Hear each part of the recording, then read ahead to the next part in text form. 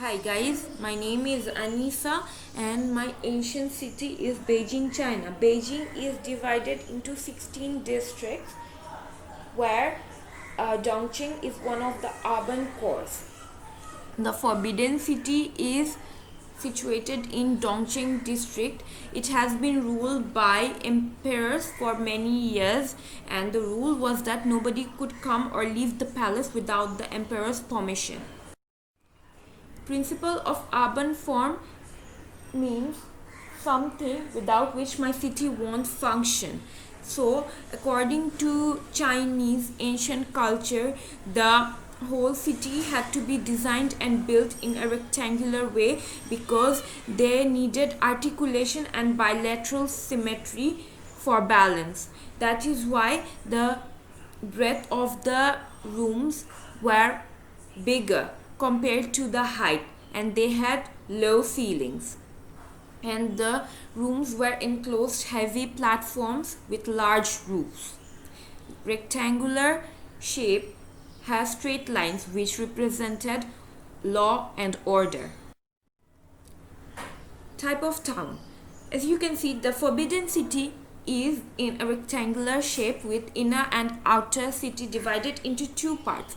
The interesting thing is that the whole city is centered along a north-south axis in 1.3 degree from geographical north. And from the picture you can see that the length of the city is bigger compared to the breadth of the city.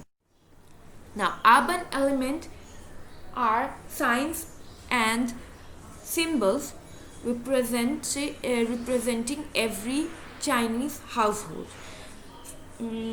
There are a lot of them actually, but I have come up with two most important ones used during those times. First is the dragon, because it is believed to have power, strength and good luck.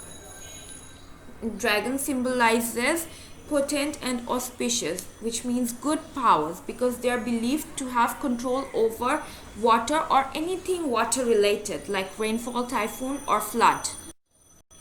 And second is the carpfish. Carpfish has scales and whiskers like that of a dragon, so they are also believed to have similar powers like that of a dragon. They are powerful symbols of strength and perseverance, and they were also found in every household design of China. Now, urban form determinant is something which influences city shape, symmetrical structure. So, the two most important determinant were circle and square.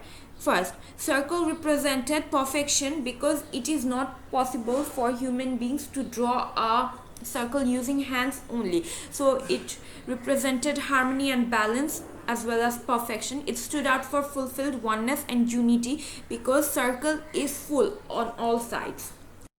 Secondly, Chinese architecture is heavily based on four squares of blessings, because as I've mentioned before, straight lines represented law and order. So four squares of blessing symbolized structure, logic and balance, and gave a sense of predictability and security. They represented laws and laws of nature in the physical realm. So guys, thank you. That's it.